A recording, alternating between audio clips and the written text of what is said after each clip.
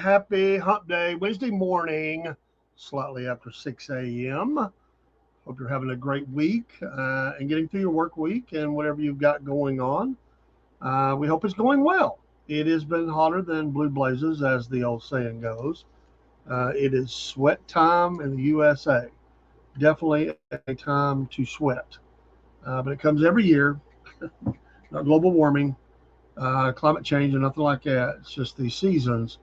And here we are deep in the box in July, and August is just around the corner, and well, you just got to endure. Be careful out there, drink plenty of fluids, and make sure that the animals, the pets, the kiddos, and everybody else is okay. So take care of yourself. Notice it, be a buddy to somebody. Notice if they're seeming like they're not acting right more than usual. It might be there might be just a little bit, they might be a little bit more off. Maybe they're dehydrated or something like that. Uh, so you never know. We'll get a verse up here in just a minute, and we appreciate all the people that watch us, follow us. We are so excited that we're on Roku now. Got things to do there. We still got to put some more videos there, but the live on demand is looking great. With the lives, when you go there, just notice that where it says live, it's really easy to find. Roku.com. Just do a search for the app. Wolf Nation Network. You know that logo.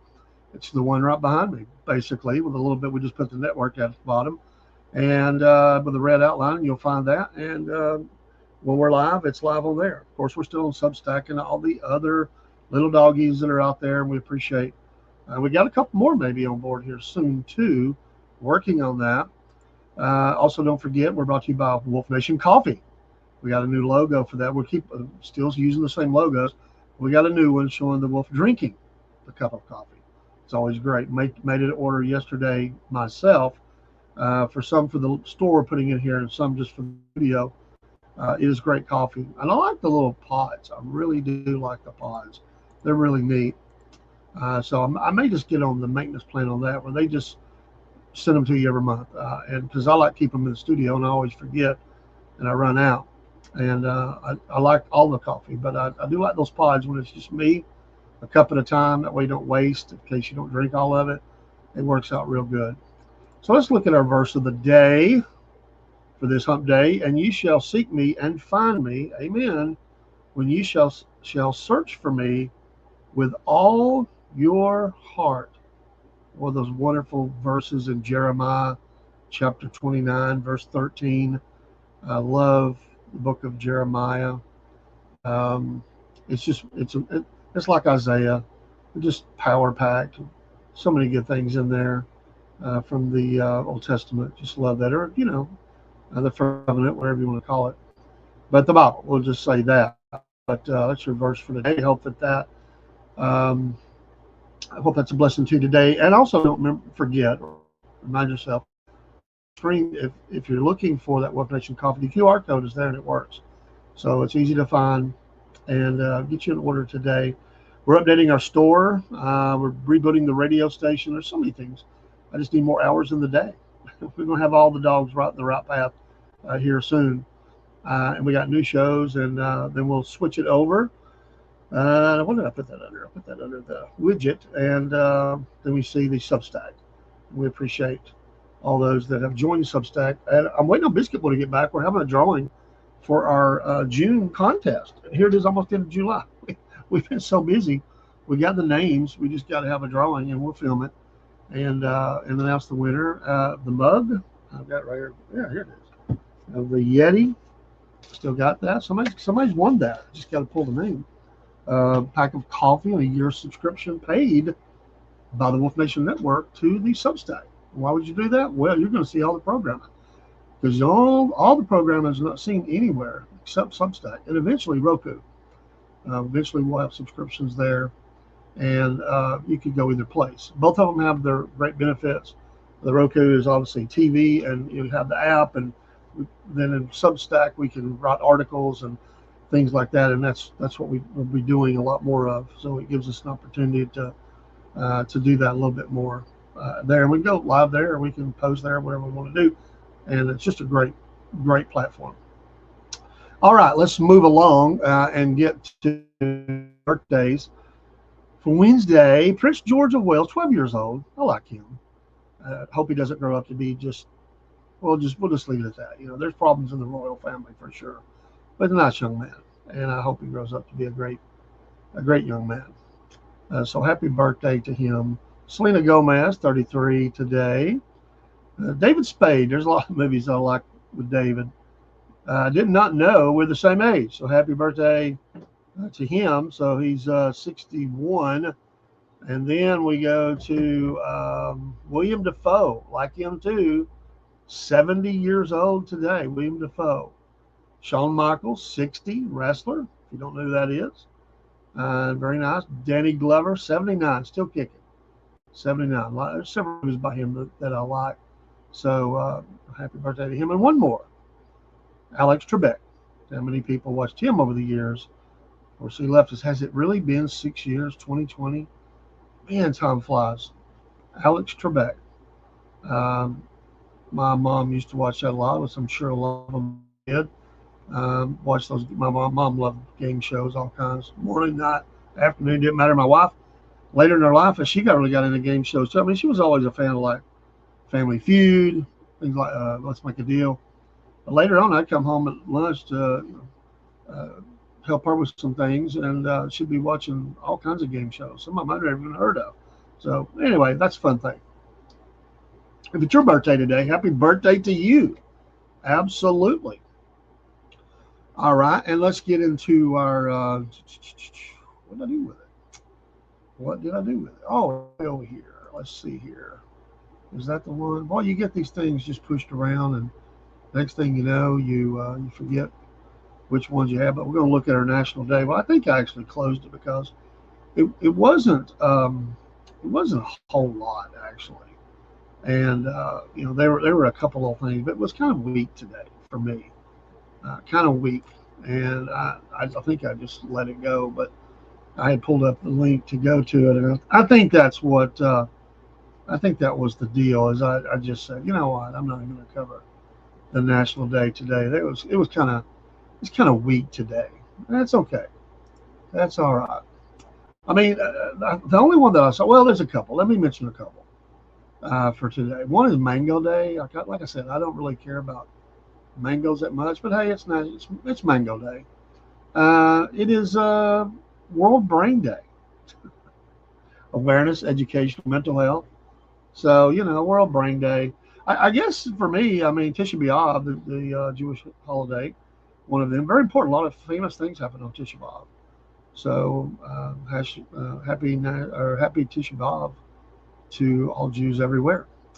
And that's really about it. I mean, there was a few more. It was weak. It was a weak lineup today. I mean, I really didn't like the lineup. So we'll just leave it at that.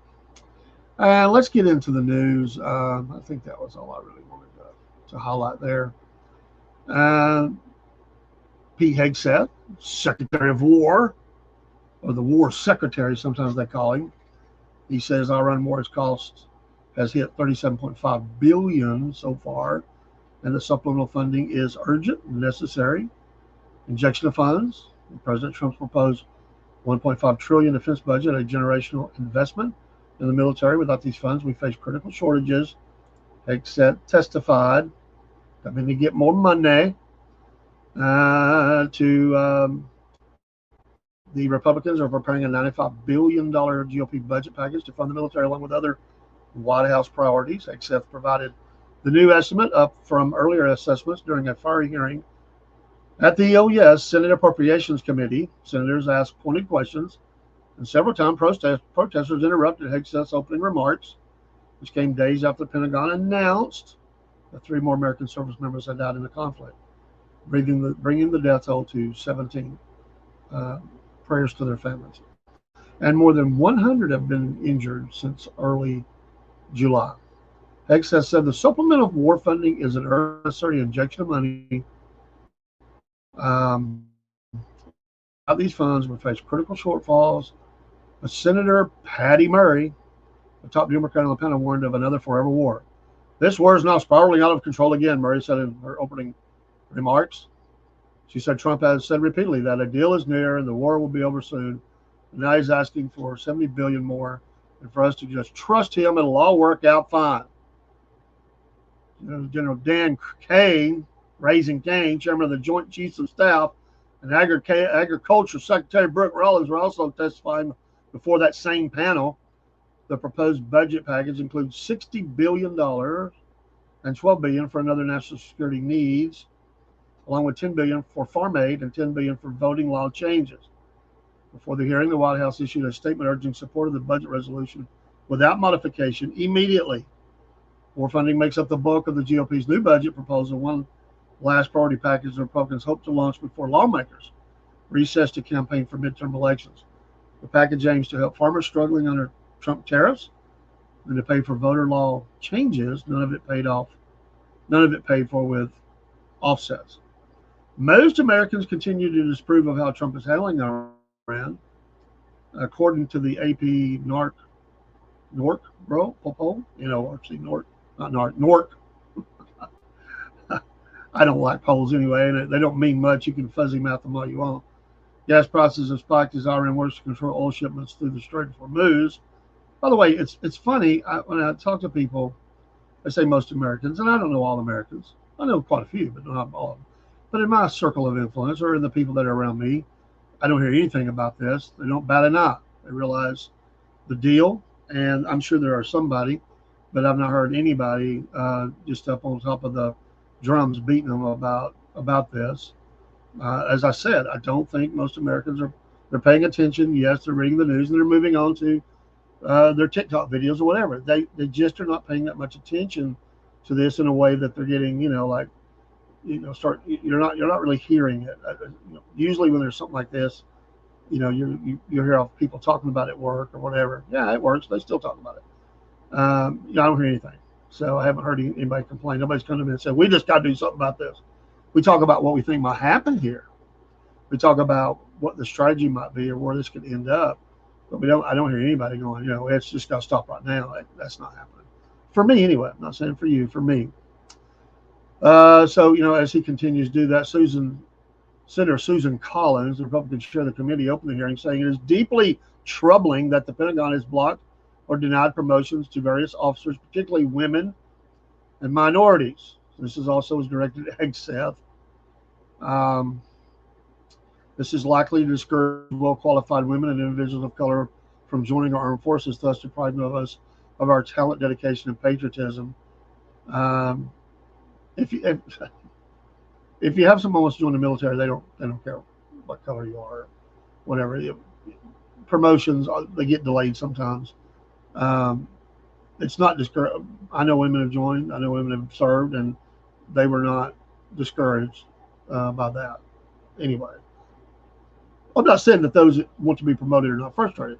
There's all kinds of delays that can happen.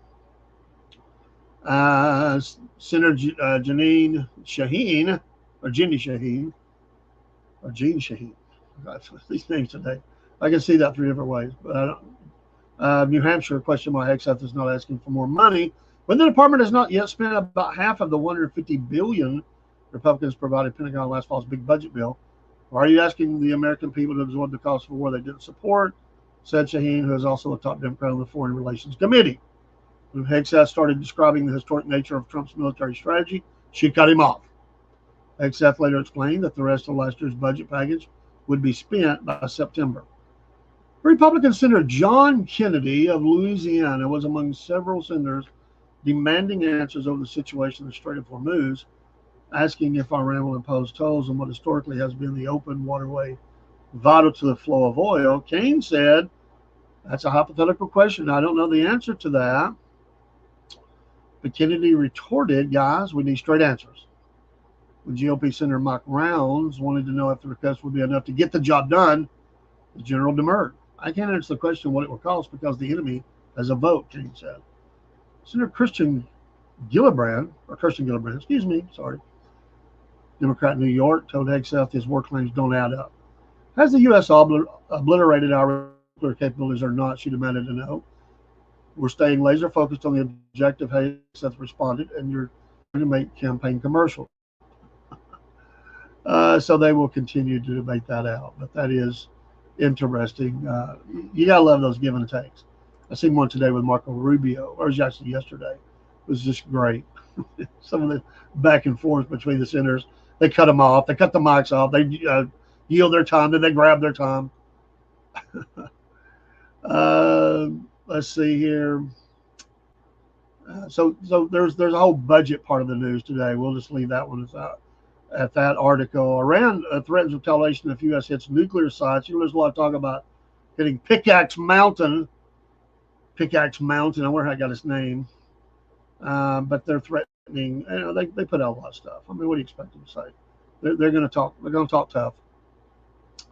And that talk was the criminal United States has threatened to attack the nuclear and sensitive centers of the Islamic Republic of Iran. If the United States carries out such an attack, quote, all interest of the United States, its allies, and the supporters of that rogue and evil country will be targeted in a powerful assault by Iran's armed forces. Does anybody see this happening? The bases in the area, the ships in the area are targets as long as they have some drones and missiles. But is anybody in the good old US of A, the continental states here, the 48 continuous states, and of course Alaska and Hawaii, even those, is anybody really worried about a powerful assault by Iran's armed forces? We would if they had a nuclear weapon. The warning came after President Donald Trump said the United States would likely strike the Pickaxe Mountain area pretty soon and very heavily. We'll be hitting that area probably pretty soon, Trump said. There's not a thing they can do about it. Normally I wouldn't say that. If I thought they could do something about it, I would never say that. But we'll be hitting that area pretty soon and very heavily. Trump said the United States believes Iran may have stored centrifuges on the site, but added we don't have it on record. Israel is claiming that. Even if centrifuges were there, Trump said, it doesn't mean anything unless they have the nuclear material. He added that the United States believes Iran does not possess that material. I just love these quotes. We will attack the evil. What do you call it? What was that? Let me back up a little bit. What did they say? He said the evil, the rogue. What was that what they said? The rogue and evil country.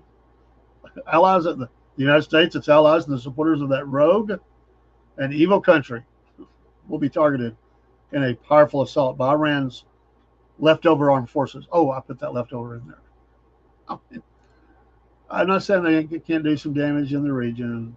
That's the whole idea, to stop them from building things bigger, stronger, faster, and being able to area. I think that's the issue right now, is to make sure that they don't have that. And as long as they don't have that, we can back away.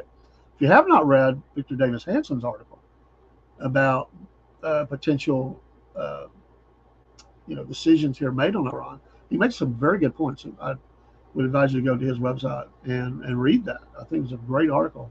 A couple of days ago. It was a couple of days ago, and we read that. And I thought it was very well thought out. I could actually see that happening.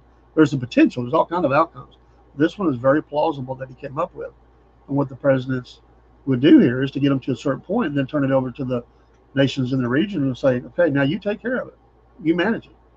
We're out. If you need us, we're here. I can see that happen. I mean, there's no threat to us here unless from internal terrorist cells. That could be a problem. That we do have to worry because of the open borders. But as far as the military hit, no. But I think the terror cells is probably what they're talking about. And then the sadness of war, conflict, whatever they want to call it. The soldier that was killed in Iraq was a father from North Carolina, and he was hit. He was killed in Iraq during a controlled detonation of an Iranian drone. He was a 30-year-old father from North Carolina who had served for nearly a decade. Sergeant Michael Emmanuel Swinton of Fayetteville, North Carolina. He will receive the Bronze Star, Purple Heart Combat Action Badge and will be promoted posthumously to Staff Sergeant. The Army said it was investigating the circumstances of his death Sunday at an air base in Erbil. Well, he's behind a 6-year-old son and a 4-year-old daughter, and his mother said, I will never recover from this. You should be home His wife, Mia Gonzalez Swinton, posted Monday on Facebook. We had so many plans for when you got back. I'm sick to my stomach. She said she was notified Sunday that he had been killed. Two U.S. Army soldiers were also killed in Jordan last week while defending against Iranian ballistic missile and drone attacks. They were the first U.S. troops' deaths from direct Iranian fire since the opening days of the war. Swinton's mother, Christel Swinton Angiar, told WRAL TV on Tuesday their son's family was the center of his world. Every decision he made and every sacrifice he endured was with him in his heart, she told the television station from her home near Fort Bragg. Swinton enlisted in the Army in 2017, was assigned to the 55th Air Defense Artillery Regiment, 108th Air Defense Artillery Brigade out of Fort Bragg, North Carolina. Sergeant Swinton was an experienced non-commissioned officer who took great pride in his work and the people around him, said Brigadier General John L. Dahlberg, commanding general of the Army Air and Missile Defense Command. He answered the call to duty with courage, honor, and selfless dedication. Renewed fighting between the U.S. and Iran is now its 10th day, or 11th now, with both sides launching barrages of strikes. So shout out to them and his family. Prayers for them. The weeps with you, absolutely. And I'm going to turn my camera off for a moment of silence on the microphone.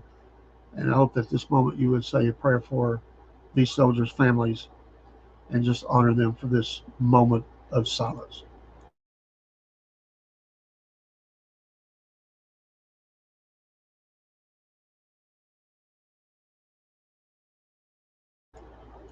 All right, thank you. And we'll get the names of the other ones up as well. Okay, in the Epoch Times, the State Department says China runs 3 intelligence sites in Cuba. Chinese and Russian intelligence personnel have tripled on the island as Havana funnels information gathered in the United States and Beijing. China runs these 3 signal intelligence facilities there, and they, in a report released on July 20th, also says that Havana funnels information and intelligence gathered by its agents in the United States to China, Russia, Iran, and North Korea, giving Beijing access to both electronic collection near Florida and intelligence obtained from inside American institutions. Cuba, as we know, is located about 90 miles south of Florida. Electronic collection sites on the island are within range of U.S. Southern Command, U.S. Central Command, Naval Air Station Key West, Cape Canaveral, the Kennedy Space Center, and other military and space installations across the southeast, according to congressional testimony on China's surveillance presence in Cuba. One of the most visible signs of the buildup is a newly completed 32 antenna array in Bajikal, southwest of Havana. The Center for Strategic and International Studies, CSIS, said in June a satellite imagery assessment of the system had very likely begun operations. The State Department did not identify the 3 facilities it says China operates. CSIS has separately tracked 4 Cuban sites and that listed around the country that may support a Chinese intelligence collection. Signals intelligence, or SIGINT, SIGINT, is collected from radio traffic, radar emissions, satellite links, telemetry, and other electronic transmissions. Even when the communications are encrypted, their origin, direction, frequency, and volume can expose military exercises, deployments, command activity, weapons tests, and changes in readiness. Commercial satellite images show that an antenna field at that Bajikal was converted over 2 years ago into a circularly disposed antenna array, or CDAA. The completed system consists of 19 antennas in an outer ring and 13 in an inner ring. CDAAs are used primarily to intercept and locate high-frequency radio transmissions. A May 2025 CSIS assessment said such systems can locate signals originating between 3,000 and 8,000 miles away, depending on operating conditions and configuration. This array could improve the ability of Cuba or a foreign intelligence partner to monitor air and maritime activity in the Caribbean, the Gulf of Mexico, the Western Atlantic, and the southeastern United States. It is likely this site is likely among the 3 facilities U.S. officials assess are operated by China. Commercial imagery, however, can establish the presence and capabilities of collection more readily than the identity of personnel controlling it. The other 3 sites have developed differently.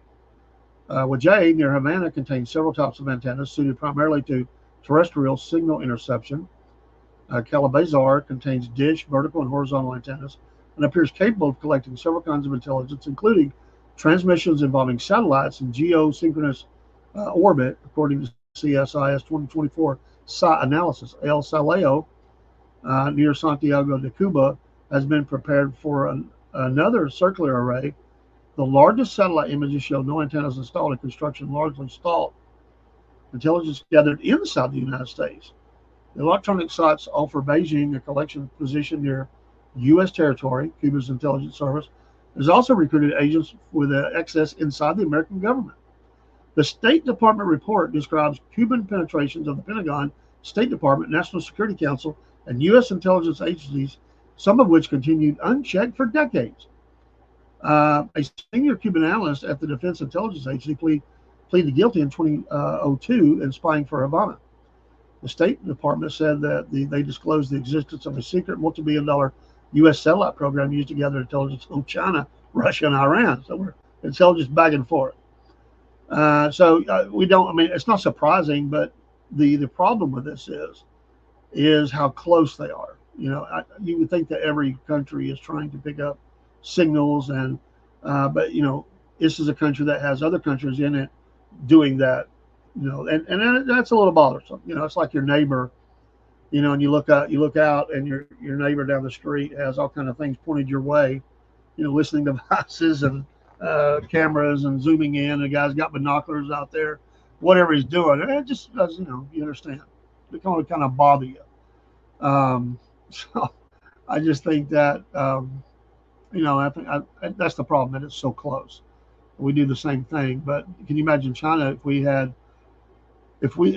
something on an island that was 90 miles away? I imagine they wouldn't like that too much and would be upset about it. So these are the things that we go on. In another article in the Epoch Times, a federal appeal court said on Tuesday that a judge wrongly released a pro-Palestinian protester, Mohsen Madawi, whom the Trump administration arrested and moved to deport last year. In a 3-0 decision of the U.S. Court of Appeals for the Second Circuit, said the judge lacked jurisdiction to rule on Madawi's arguments that the administration violated his constitutional rights.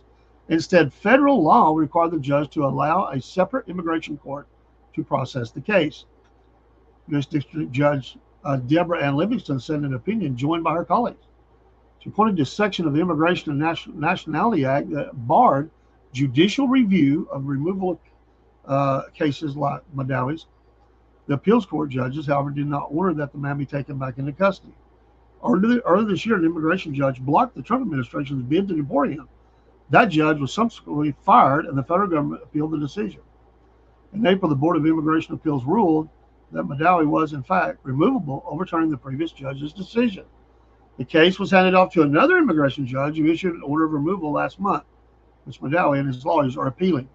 He enrolled at Columbia University in 2021 and became an outspoken critic of the campus of Israel's military campaign in Gaza after Hamas' October 7, 2023 attacks that killed about 1,200 Israelis.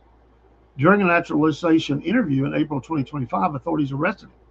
Secretary of State Marco Rubio, and this is what they were attacking Marco Rubio on, some of these things, and he was like, hey, they're bad people, He determined that he was removable under the Immigration and Nationality Act because his presence or activities in the United States would have potentially serious adverse foreign policy consequences for the United States. The Trump administration further alleged Madawi called for the destruction of Israel and engaged in threatening rhetoric and intimidation against pro-Israeli individuals during protests at Columbia University. The Department of Homeland Security provided an email statement to the Epoch Times that stopped short of clarifying whether it would pursue Madawi's detainment again. And so this is going back and forth to the courts. This is what Marco Rubio was being attacked on. What he said was, listen, I want to apologize for removing people that are here on a visa, which is a privilege, not a right, and they're gaining education here in America. And while they're here doing that, what they're really doing is just causing issues in the college, taking over buildings, threatening, and all the different activities we've seen. We're not going to allow that. We're going to remove these people. We're going to take back the visa and send them back. Me personally, I applaud that. I don't think that, why should you let someone come in that is here to supposedly do a study that is causing all sorts of problems within your communities, on your college campuses, causing students not to be able to go to class, causing destruction of property, threatening, attacking people just because you don't like who they are or what they are.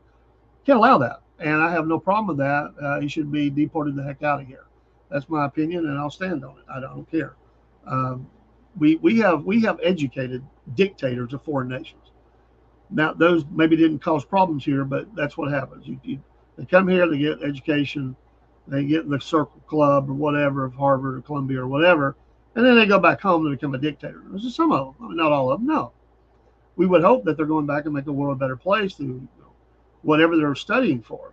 But if you're just to radicalize others to cause protests that are not just protests, but basically a taking over of a college, portions of college campuses, and doing destruction and disrupting classes and things like that, then you should be removed. You're not here studying then.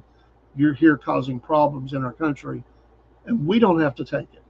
As Twisted Sister said, I almost said Judas Priest, Twisted Sister, we're not going to take it. So they can be mad if they want. So, doesn't bother me one bit. Okay, let's go back. And there's a couple of other articles I want to work through. Let's see here. President Trump is warning the Houthis. The Houthis. You got to like the Houthis. I mean, they're the little terror group that tries. You don't hear from them that much. But every a few months or a few weeks or a few months, they rise up and they start running their mouth. And, they're, hey, we're the Houthis and we're coming for you now. And then they'll get bombed a couple of times, and then they'll go back in hiding for a while. You don't hear much from them. So, they're like a traveling show. They disrupt problems in the town, then they move on. He warned the Houthis that the United States would respond if Yemen's Iran-backed Houthi rebels followed through on threats to blockade shipping and energy exports from Saudi Arabia. Quote, so far it hasn't happened. Might happen. But we take care of things, Trump told reporters in the Oval Office meeting with Lebanese President Joseph Aoun. If something like that happens, we take care of it, We've done that with the Houthis before. That's what I said. And we haven't heard from them in a while since we did it originally. What I just said. The warning came after the Houthis announced what they called a maritime embargo against the criminal Saudi enemy, raising fears of renewed instability in one of the world's most important shipping corridors. It's the Houthis. They're not going to be able to do that much. And that's what's going to happen. They'll run a few sorties over them. They'll bomb the heck out of them. And then you won't hear from them for a while. That's really their MO. So it's funny that the president, basically just, I didn't read the article ahead. I just seen the headline, and I wanted to cover that because the Houthis are always fun to read about. Really, they are. Now, they're not nice people, but they're wannabes. They're wannabes. They're really not that big in the grand scheme of things. They're not a Hezbollah. They're not. They're not like the RGC in Iran. They got a little pop to them. They could do some damage, but they're not. It's like a flea or a gnat. You smack it. You smack and kill two or three, and then and just gone. And then they go away for a while, and that's the way he sees it too. And like I said, we need to start, saying to Saudi Arabia, you have weapons. We've sold you weapons. Maybe you need to go now and take care of the Houthis every once in a while you're out flying your training missions. They've been running their mouth, threatening. Maybe they tried some disruptions to your shipping.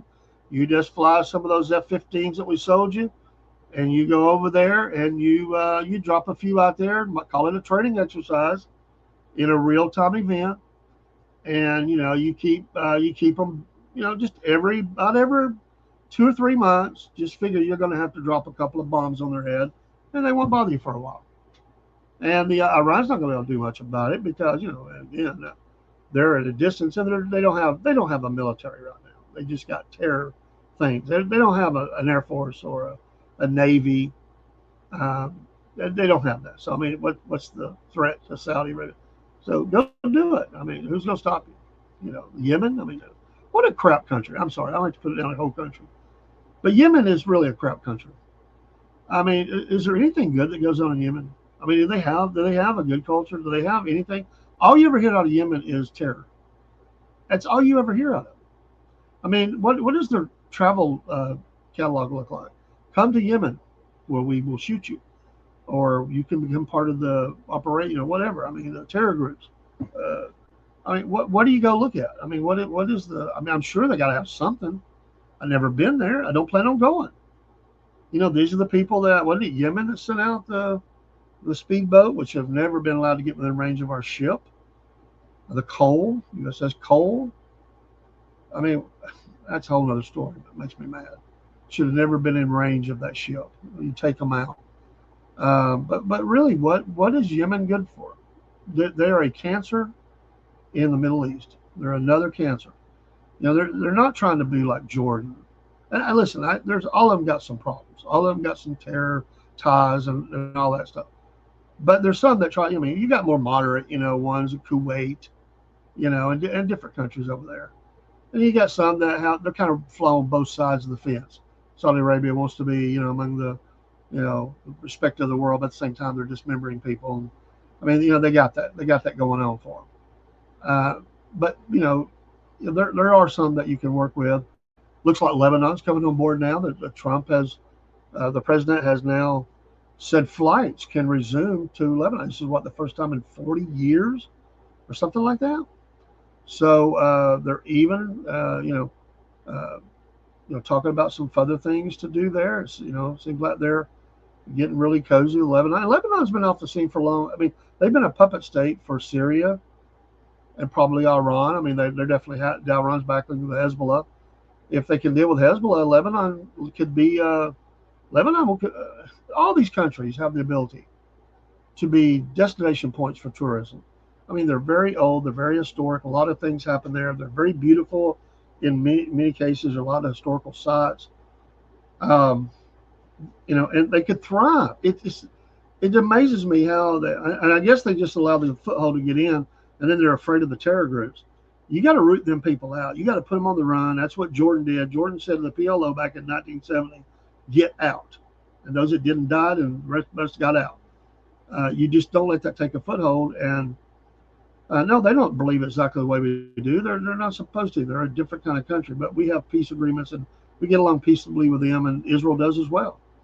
All these other countries will be that. And for all these people that want to attack Israel, they're attacking Gaza and destroying it.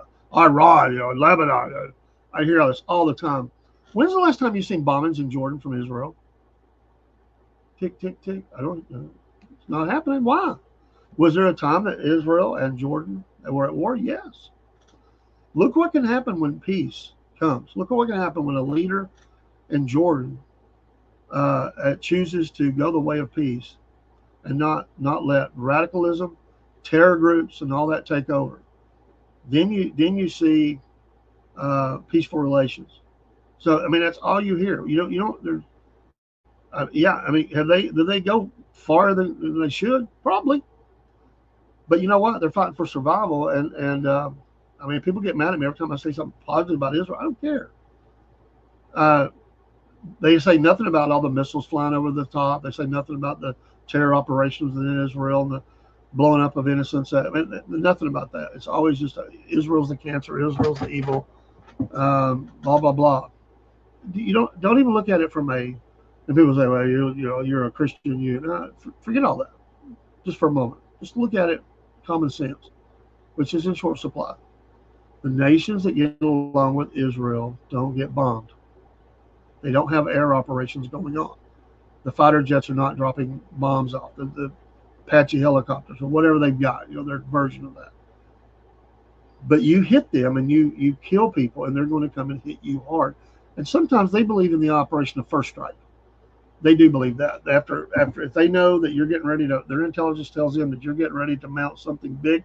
And how that October 7th happened, that's letdowns within the country. Absolutely. I don't know to what level. I don't know if the people say they allowed it to happen for that. Maybe they did, leaders, but there's still 1,200 people dead.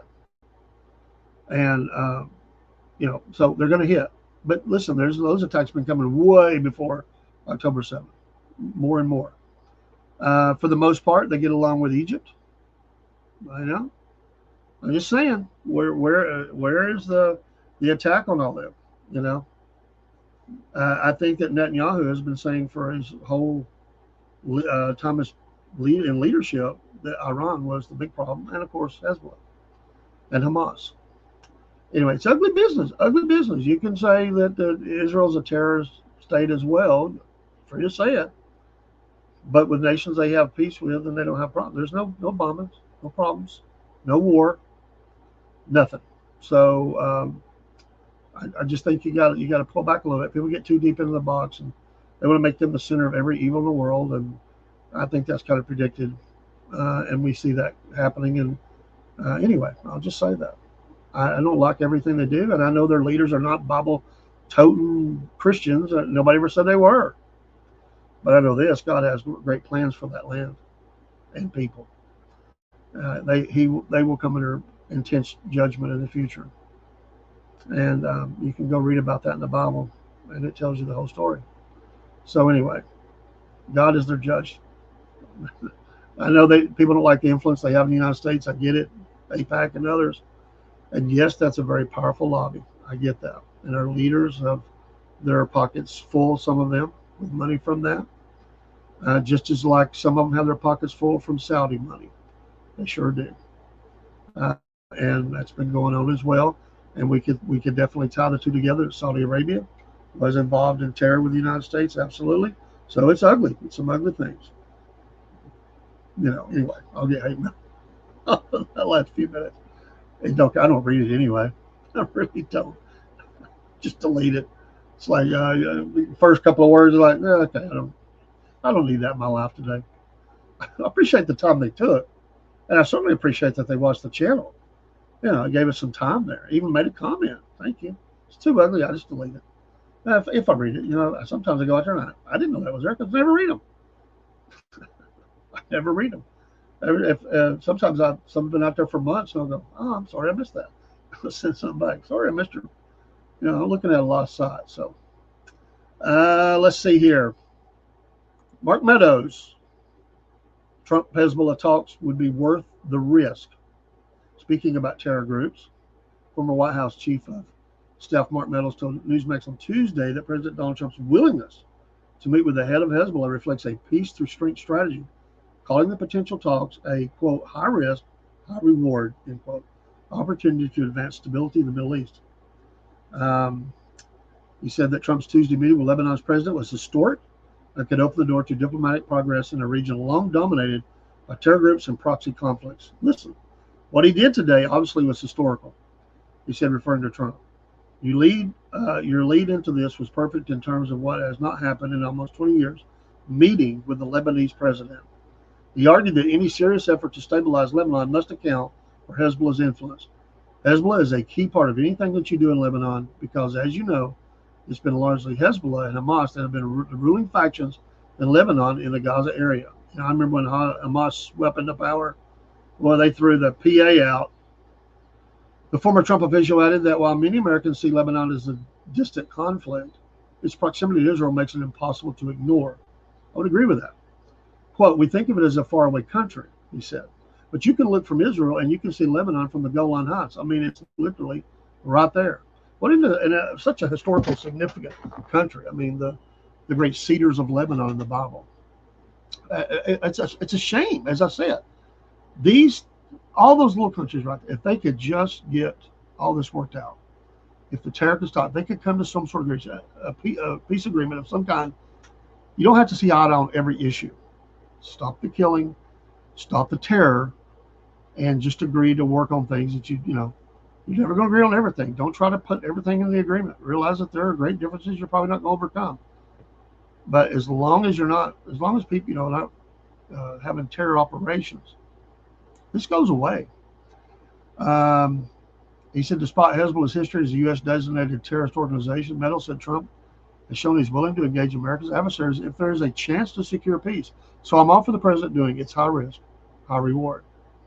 I don't know where that would go. I think it's always important to have a conversation and see if there's a potential for peace or some sort of slowdown of operations. Put some put some teeth into it and see if you can work out some sort of agreement. Absolutely, I think that's something you should look at. He said he applauds the president for making the move. It's not just photo ops; it's about making real change. Leaders throughout the region respect one thing, Meadows said, and that is quote unquote power. Um, this president has power, willing to use it, although reluctantly, and I'm hopeful that we'll start to see a more peaceful setting in the Middle East. As for Iran, he acknowledged that our Americans are increasingly divided on the ongoing war, but stressed the need to stay the course to thwart Tehran's nuclear ambitions. Most of us wanted to end, and it to end yesterday, but that's what the Iranians are banking on. We've got the best military on the face of the globe, but make no mistake, this is about Iran always wanting a nuclear weapon, not anything for peaceful purposes. And while Israel may be in their sights today, the United States is the big bullseye that they're coming after. Meadows added. Some nice thoughts there from Mr. Meadows. Yeah, and I always say it's like two gangs coming together. You gotta talk. You gotta sit down, see if we can come to some, um, you know, agreement of some kind. And then I want to get to a couple of just real quick ones. We're going to get off of here shortly. Lindsey Graham is going to Lion State in the Capitol Rotunda. That has finally been. They got all the details worked out on that. Some people may not care, but listen, this is all part of what we do as a nation. Next Tuesday, before services at both Washington National Cathedral and the Senators Baptist Church in South Carolina.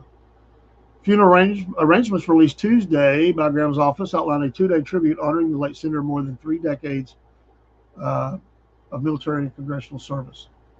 The Washington ceremonies will begin on July 28th with an arrival ceremony at the U.S. Capitol where Graham's remains will be carried into the rotunda by the Armed Forces body bearer team in recognition of his decades in the Air Force. A U.S. Capitol Police Memorial Guard will then assume watch in honor of his 31 years in the Senate. Senate Majority Leader John Thune, Republican South Dakota, said the Capitol honor is a fitting tribute to the longtime South Carolina Republican. Quote, as we say our final goodbyes, it seems fitting for his friends and colleagues to give back to him through this special Capitol honor, Thune said in a statement. Politico reported remarks. The Capitol ceremony will be closed to the public, but live streamed. Following the Rotunda tribute, Graham's remains will be taken to the Washington National Cathedral for a 2 p.m. funeral service. President Trump is scheduled to deliver a tribute during the invitation-only service, according to Graham's office. Later that evening, Graham's remains will be flown back to South Carolina. On July 29th, the public will be invited to pay their respects during a funeral procession through the South Carolina State House grounds in Columbia. The procession will feature a South Carolina State Guard caisson, a presentation by law enforcement agencies across the state, and an F-16 flyover by the 169th Fighter Wing from McIntyre Joint National Guard Base. The procession will conclude at First Baptist Church of Columbia, where the public may attend the funeral service on a first-come, first-served basis. A private family burial will follow in Pickens County. I am grateful to all those who have come together to help honor and remember Lindsey, Senator Darlene Graham, the late senator's sister and interim successor, said in a statement on X. I would like to extend my sincere thanks to President Trump and his team, Washington National Cathedral, Senate leadership, First Baptist Church of Columbia, and the Senate Sergeant at Arms for going above and beyond to ensure these will be honorable tributes to Lindsey.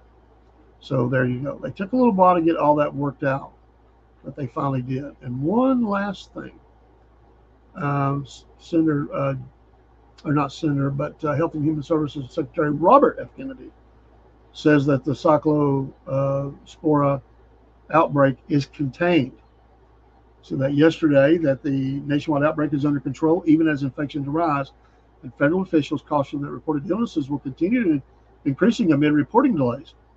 We have the outbreak under control, Kennedy said at a briefing on healthcare fraud. We have done extensive forensics, epidemiological forensics, and we've identified the source of the outbreak, and the companies that are involved have all implemented a recall.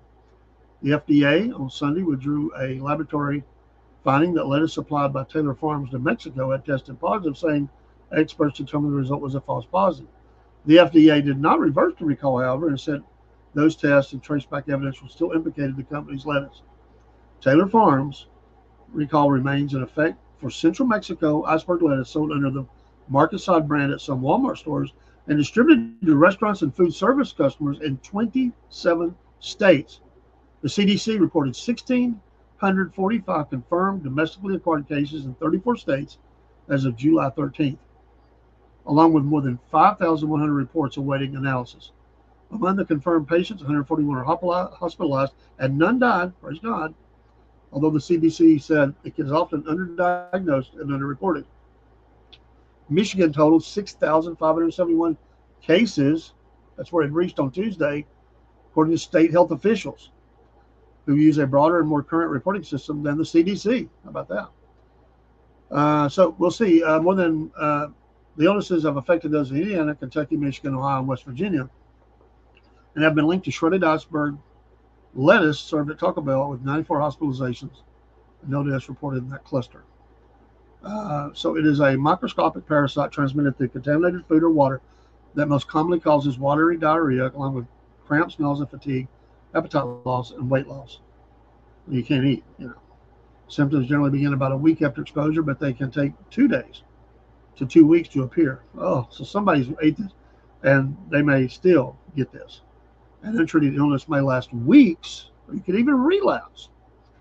The CDC assumes a 6-week lag between the onset of illness and national reporting, making more increases likely even after the contaminated food is removed from commerce. Kennedy also defended the administration's reductions to the Foodborne Diseases Active Surveillance Network, known as FoodNet. We did cuts in the FoodNet program, but they were for redundant surveillance, and all the states will tell you that we're still doing forensics. Kennedy said last week that seasonal outbreaks are common, and identifying a likely source would help consumers. There are cyclospora outbreaks every summer. Now that we know the probable culprit, I think it's going to be much easier for people to make healthy choices. Federal officials advise people not to eat recalled Taylor Farms, New Mexico iceberg lettuce, and to contact a healthcare provider if they develop symptoms.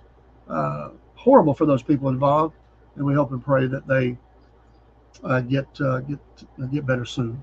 That's horrible. And you know what? And this is a problem. We import this stuff sometimes, and I just wonder what the standards are. I just wonder. Everybody's going cheap, and try to get prices down.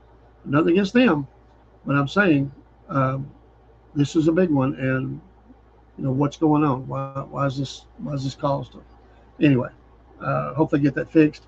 I don't think they'll stop buying from them. I just think but it's going to be a big hit to the company, at least on that. Hopefully they got other products that don't have problems, because that would, right now, it's a recall, and that would hurt them. But I think people got sick, don't care. So have a great Wednesday out there. We'll see you tonight for something, and don't forget Wolf Report at noon. Sorry about yesterday. We had some work things to do, and really slept in. I was until I decided to work. I was really tired. I've been very busy. We had good shows the night before. Again, some days that happens. We try not to let that happen, but we'll stay on as much as we can. Sometimes life does get there, and we try not to have that happen. Take care. See, I'm the Cornbread Man for the Cornbread Man and the Cornbread Man Morning Show. And Biscuit Boy's on vacation. Pray for him. They're having a great time. I talked to him, and they may even extend their time, and they should. Anniversary, vacation, all rolled into one. Shout out to him. And Chaser was here last Monday night, or Tuesday night, got canceled due to family health issues, and we'll get them scheduled soon. And we have another driver scheduled for next Wednesday, a week from today. We have another driver be coming in online who knew Von Casey. So, and thanks to those that followed us, Von Casey and friends, family. We appreciate you, and we'll help promote what you're doing, brother. Thank you, and God bless. We'll see you soon. God bless you, and God bless America.